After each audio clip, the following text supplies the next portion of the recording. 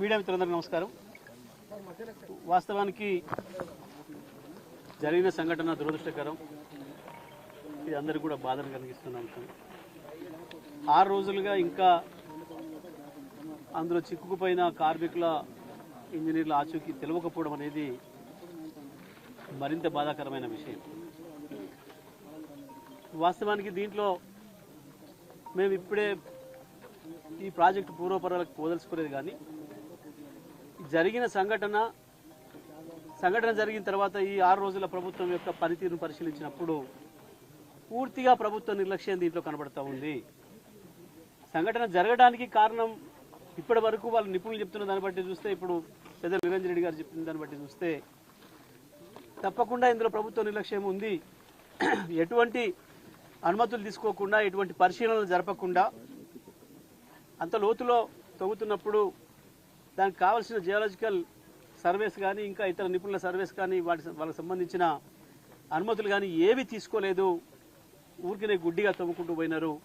ఎవరి ఒత్తిడి వల్లనో ఇది జరిగింది, ఇది సాధారణంగా జరిగే పని కాదు, ఇది ఎవరో ఒకరి ఒత్తిడి వల్ల జరిగింది అనేది అక్కడ వాళ్ళు మాట్లాడుతున్న దాన్ని బట్టి మనకు అర్థమవుతున్న విషయం. రెండవది, సంఘటన జరిగిన మరుక్షణం ఏ పద్ధతిలో స్పందించాలనో ప్రభుత్వం అట్లా స్పందించినట్టుగా కనబడతలేదు. ఇప్పుడు మేము హరీష్ రావు గారు మేమందరం వెళ్ళినప్పుడు అక్కడ ఉన్న చాలా మందితోని ఇంతసేపు మాట్లాడడం జరిగింది. హరీష్ రావు గారు ప్రతి ఒక్కరితో కూడా ఇంటరాక్ట్ అయినారు. అందులో పనిచేస్తున్న అన్ని రకాల కార్మికులు, ఇంజనీర్లు, వెల్డర్లు, ఫిటర్లు అందరితో కూడా రకరకాలుగా అందరితో కూడా మాట్లాడి చూసినారు. 6 రోజులుగా ఏం పని జరిగింది అంటే, మంత్రులు వచ్చిండ్రు, అక్కడ పోజులు ఇచ్చిపోయినరు, ఉత్తానే లోబడిపోయినట్టు డ్రామాలాడిపోయినరు తప్ప ఒక్క పైసా పని జరగలేదు. ఈ రోజు మాత్రమే కేవలం ఒక తట్టెడి మట్టి లోపటి నుంచి బయటికి తీసుకొచ్చిండ్రు. ఈ రోజు మాత్రమే. ఈ పని మరుక్షణమే మొదలు కావాలి. కూలిన వాటి కింద ఉన్నారా, వాళ్ళు కూలిన వాటికి అవతలు ఉన్నారా, వాళ్ళు మనం రక్షించుకోవాలంటే దానికి తాపత్రయపడే వాళ్ళు చేసే పని వెంటనే డెబ్రిస్ని బయటికి తీసుకురావాల్సిన పని. కానీ ఇవాళ 6వ రోజు తర్వాత ఎవరో పాపం ఇంజనీర్లు వచ్చి చెప్పిన తర్వాత ఇవాళ వచ్చిందట ఆలోచన. అది కూడా ఉదయం నుంచి మొదలు పెడితే ఇప్పటి వరకు, ఇప్పుడు మేము అక్కడ ఉన్నంత సేపటికి దాదాపు 3:30-4 కావస్తుంటే కేవలం ఒక్క లారీలో కొద్దిగంత తీసుకొచ్చి ఆడ పోసిండ్రు.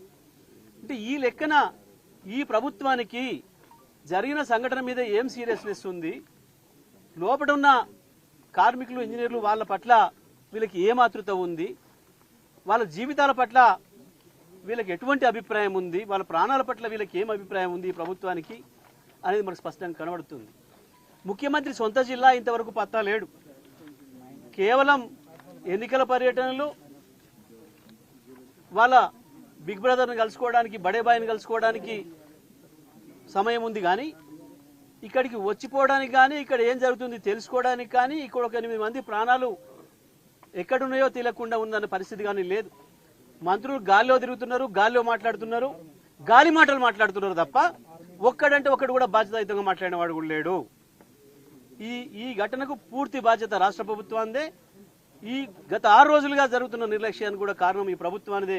మేము దీన్ని తీవ్రంగా ఖండిస్తున్నాం. బీఆర్ఎస్ పార్టీగా మేము గత 6 రోజులుగా సమయం పాటించి ఉన్నాం.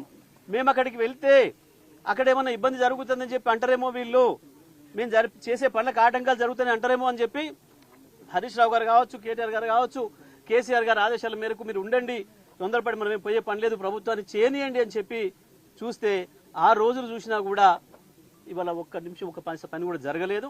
మేము తప్పకుండా దీన్ని చూడాలని ఈరోజు రావడం జరిగింది. జరిగిన సంఘటన పట్ల రాష్ట్ర ప్రభుత్వం యొక్క స్పందన సరిగ్గా లేదు అనేది ఇవాళ మా అభిప్రాయంగా మేము తెలియజేస్తా ఉన్నాం.